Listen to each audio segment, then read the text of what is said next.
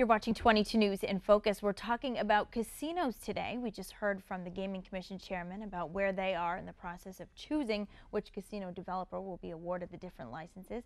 Now let's talk about the proposal most recently unveiled in West Springfield. Joining us today, we have Hard Rock International Chairman Jim Allen joining us. Mr. Allen, thank you so much for being here. I appreciate it. Thank you for having us. Yeah, it's nice to have you here and be able to talk about this.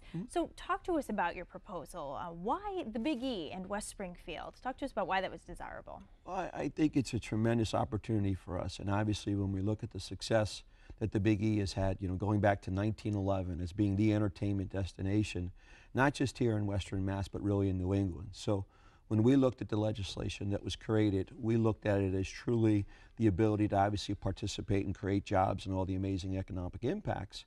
But our brand, worldwide brand that clearly represents entertainment, was a natural marriage, a marriage made in heaven, if you will, between ourselves and the Big E to really take something that's been incredibly successful from a cultural standpoint and obviously adding our components to it. We're just really thrilled to have the opportunity.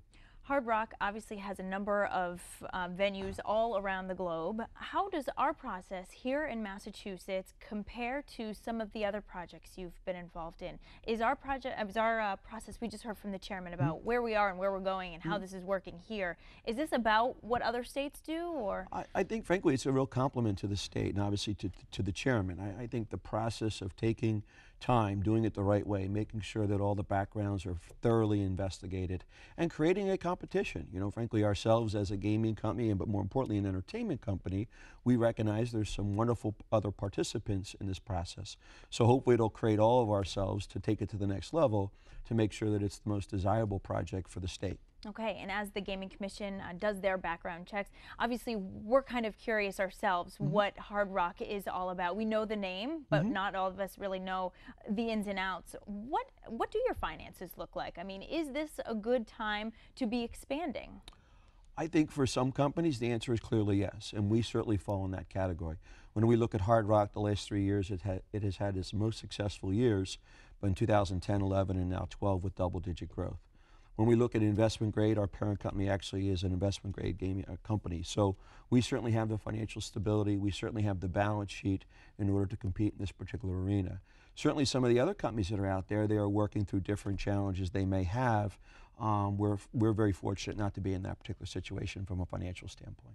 How many jobs would this project bring to the area? Well, first of all, you have the construction jobs, and I think when you look at construction at any given particular point, there'll be anywhere from 1,000 to 1,700, 1,800 people employed by this particular facility and destination. When you look at permanent jobs, we will be well over 2,000 permanent jobs. And one of the nice things about the jobs is there's diversity, so there is many different educational or background or skill sets can be utilized. One of the things, the chairman and you talked about in your interview as far as a commitment to locals. 100% Hard Rock is committed to hiring the local residents. 100% we are committed to train the local residents. It doesn't do anybody any positive if we don't help the local community and obviously create an economic benefit throughout the particular city, state, and region. So do you think that you'll hire all local or start local? Well, I think you definitely start local. I think you certainly, we would want to give a preference to the local individuals as long as they meet the minimum qualification. Doesn't necessarily have to be the maximum, but certainly the minimum. Then I would say we would definitely give preference to the local resident. Certainly when you look at the diversity of a project like this, and frankly which will be good for the area if people move into the area that are interested in buying houses or remodeling or those type things, that's also the ripple effect of a major destination. An $800 million project certainly will have great economic benefits throughout the region and community. Okay, and this isn't a casino in a box by any means. You have a lot of other entities that go along with it. And I think that's the real beauty of not just the Hard Rock brand, because we are truly a brand that resonates with families. We're in 58 countries around the world. We've been doing this for 42 years, so clearly we have the longevity, and we could clearly demonstrate that we have been able to work in many municipalities, counties, states, countries, and have been successful on a long-term basis. So we think that's a real positive. The other thing, and obviously it is 100%, the privilege to be in West Springfield at the Big E, because there's a little less than 100-acre site of which 38 acres are going to be dedicated to this entertainment complex. So we truly have the ability to spread out, design something that can be functional, make sure there's proper access. We believe will be the solution to traffic, will be the part of the solution to the infrastructure in the area, rather than just trying to put something in a very confined area, which frankly, if you're in a situation where you have to work within a particular city grid, it just limits your creativity and your ability to add all those additional amenities. Some of the things that the chairman specifically discussed about what can be different. We know that the companies that have submitted will all be great as far as operators. The question is, what's unique? What makes this particular destination something that people will come, not just locals, but really become and frankly, for the name Hard Rock New England, it's because we believe this will be a New England destination, not just a Massachusetts destination. You mentioned traffic. That's obviously been a major concern for all of these proposals, obviously. How will that work, do you think? You know, right now we already see a lot of traffic with the Big E, and obviously this wouldn't be just one time slot when people would be coming in and out, and I understand that, but obviously this would bring in a lot of traffic. So what is the plan to address that? I think that we understand it, and the first thing we have to do is establish the multiple access points to the site, which once again the site already has, and we believe they can even be enhanced. And by enhancing them, then frankly we can create many access points, which in theory will create safety valves, if you will, as far as the accessibility to the site itself.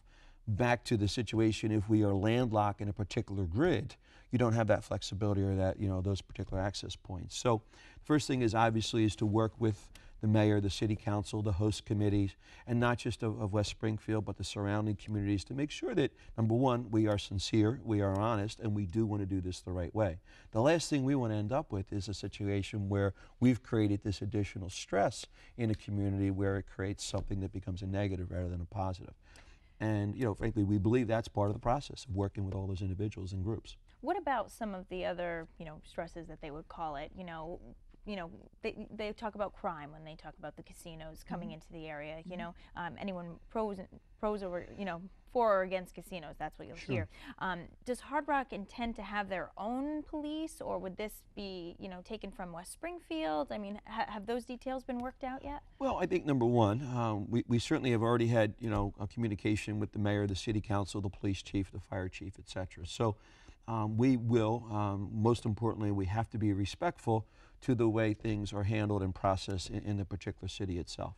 So that's number one. Number two, we will then enhance, within the 38 acres, our own security, our own surveillance, our own individuals that have a tremendous amount of law enforcement background to make sure that we can identify a plan that creates safety and security for all those involved. When I look at the head of my security, the two individuals, ex-FBI, ex-police background, law enforcement backgrounds. So we truly look at this as not just if you will, a mall security concept, but truly a security that's looking out for the safety of all those involved. Okay, and how about the surrounding towns? Agawam has expressed concern just about how this could impact them, just because they are so close. Right. What are your considerations as far as that? Well, I think number one is making sure that we work with their host committee. When we announced our project, I believe the next day or within a day or so, they announced that they were going to have a host committee. And frankly, the first thing I said was that's good news, because there's an organization that we can sit down and communicate with. When we look at the success that they've had, obviously, with Six Flags and, the tremendous amount of activity that's within their city municipal limits, if you will, or boundaries, they're certainly experienced at that. So if we can learn something and be part of a solution, which once again we think is the case, because we are prepared to spend tens and tens and tens of millions of dollars as the first line item on the budget to make sure that the access, the egress are addressed from day one. We've already hired consultants and traffic engineers and all kinds of people that do this for a living that are the experts, and we're looking at many different options. We certainly want to get the feedback from the host committees, from the elected officials, fire chief, police chief, etc., to make sure we take that into consideration in our plan. But we won't go forward without a buy-in of all those individuals. Okay, very good. There's so much more to get to. Jim Allen, chairman of Hard Rock International. We will continue this conversation after this, so stay with us. You're watching 22 News in Focus.